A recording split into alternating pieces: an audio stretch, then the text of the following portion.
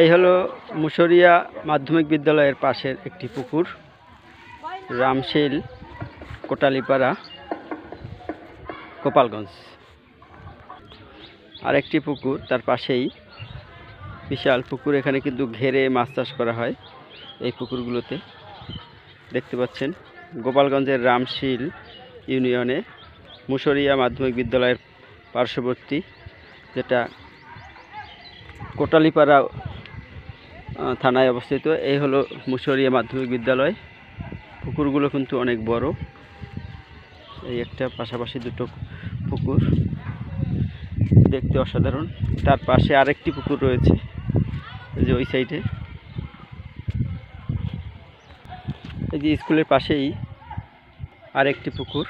এভাবে পুকুরগুলো, এতে কিন্তু প্রত্যেকটা পুকুরে মাছ রয়েছে এখনও, এবং প্রতি বছর মাছ চাষ করা হয়।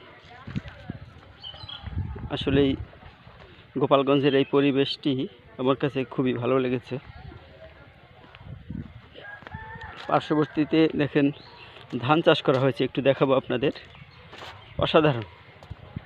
এই যে রাস্তার এই পাশেই রয়েছে ধান চাষের, ইরি ধানের ক্ষেত। এই যে বাড়িগুলো রয়েছে, ইরি ধানের চাষ রয়েছে। পথে আসতে অনেক বিশাল বিস্তীর্ণ জমি দেখেছি ইরি ধানের চাষ, এখানেও কিন্তু দেখা যাচ্ছে।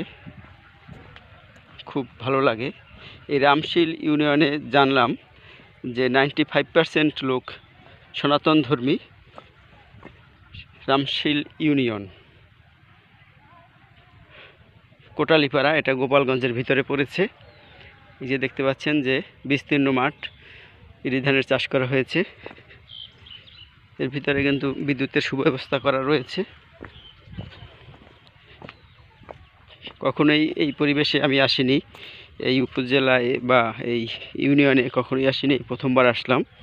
সে কারণে একটু ভিডিও করলাম, স্মৃতিতে রেখে দিলাম, আপনাদের একটু দেখাবার জন্য ভিডিও করে রাখলাম।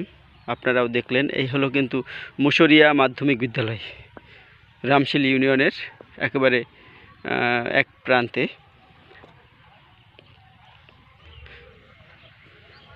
পুকুর, বিস্তীর্ণ মাঠ, ইরি ধানের চাষ। লোক, এখানকার কৃষকরা কিন্তু অনেক কর্মঠ, সেটা বোঝা যাচ্ছে। যে এক টুকরো জমি কিন্তু তারা ফেলে রাখেননি, এখন ইরি ধানের চাষ করেছেন। ওখানে দেখলাম পুকুরের মাছ চাষের জন্য তারা সেটাকে তৈরি করছেন।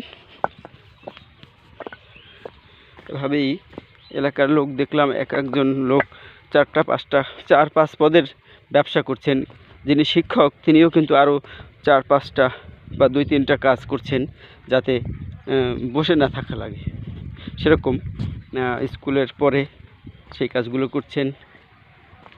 এখানে প্রত্যেকটা মানুষই সে কাজের প্রতি আন্তরিক।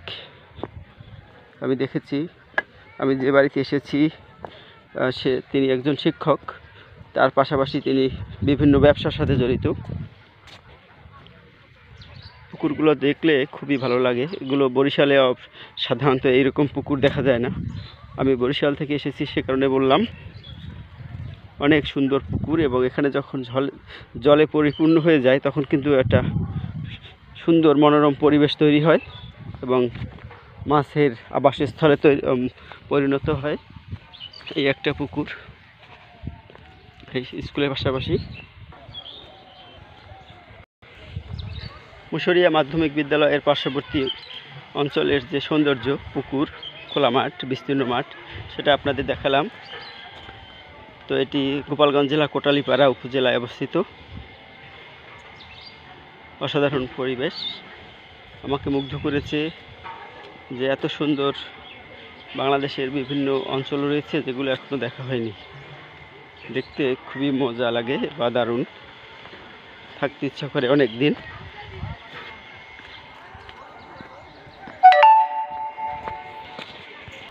একটা জলের ট্যাঙ্কি, যেটি 3000 লিটার জল ধরে।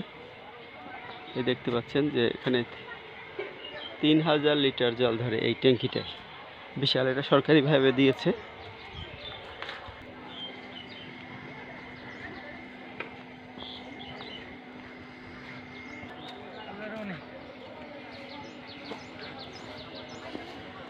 পুকুরটিতে পরিচর্যা করা হচ্ছে মাছ ফেলাবার জন্য। গোবরের দিয়ে এই তৈরি করা হয়েছে। এগুলো দিয়ে কিন্তু উনুন জ্বালানো হবে, আগুন জ্বালানো হবে। অসাধারণ।